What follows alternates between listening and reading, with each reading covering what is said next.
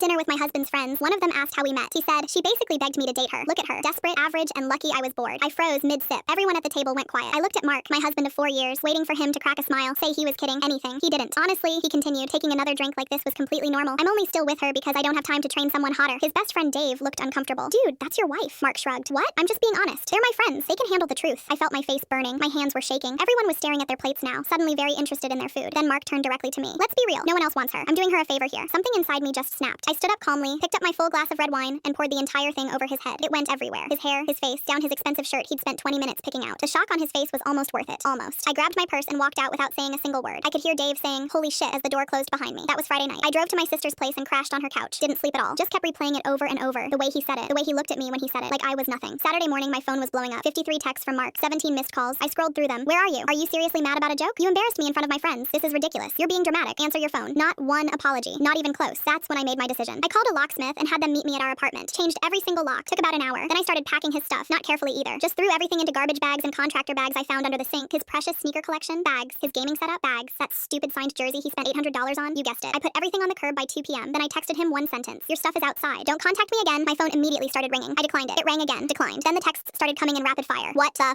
fuck? You can't do this. That's my apartment too. I'm calling the cops. You're insane. I blocked his number. Sunday was quiet. I spent most of it at my sister's just trying to process everything. She kept saying, I never liked him anyway, which honestly, I should have listened to years ago. Monday morning, I was making coffee when I got a text from Dave, Mark's friend from dinner. I almost deleted it without reading, but something made me open it. Hey, I'm really sorry about Friday. That was completely out of line. We all tried to talk to him after you left, but he just kept defending himself. For what it's worth, Alex and I aren't talking to him anymore. What he said was disgusting. You deserve better. I stared at that message for a long time. At least someone had a conscience. Tuesday afternoon, I got a call from an unknown number. It was Mark's mom. Apparently, he'd called her crying, saying I'd kicked him out over nothing, that I was being unreasonable, that his friends had turned on him. She called to yell at me. I let her talk for maybe 30 seconds. Then I told her exactly what her son said to me in front of his friends, word for word. The line went dead silent. He said that, her voice completely changed. Every word, in front of everyone. She was quiet again. Then, I'm so sorry. I had no idea. He told me you got mad over nothing. We talked for almost an hour. Turns out Mark's been pulling this kind of thing his whole life, saying horrible things, then playing victim when there are consequences. She said she'd tried to correct it when he was younger, but his dad always defended him. She actually apologized to me, his own mother. By Wednesday, Mark was losing it. He'd made a new number to text me. What did you do? Why is everyone turning on me? Dave won't return my calls. My mom is being weird. This is all your fault. I didn't respond. Thursday morning, I filed for divorce. My sister connected me with her lawyer friend who gave me a consultation for free. She said I had a solid case, especially since the apartment lease was only in my name. Mark had just moved in 2 years ago, but never got added to it officially. He'd been living there at my discretion this whole time. He just didn't know it. Friday, exactly 1 week after that dinner, the divorce papers were delivered to him at work. I know because he immediately called me from another new number, absolutely screaming. You can't do this. I was joking. You're destroying everything over nothing. Everyone thinks I'm a monster now. I finally answered. My voice was completely calm. You said I begged you to date me. You said I was desperate and average. You said no one else wants me. Let's test that theory. Lose my number. I hung up. The best part? I'm not desperate. I'm not average. And I'm definitely not lucky he was bored. I'm free.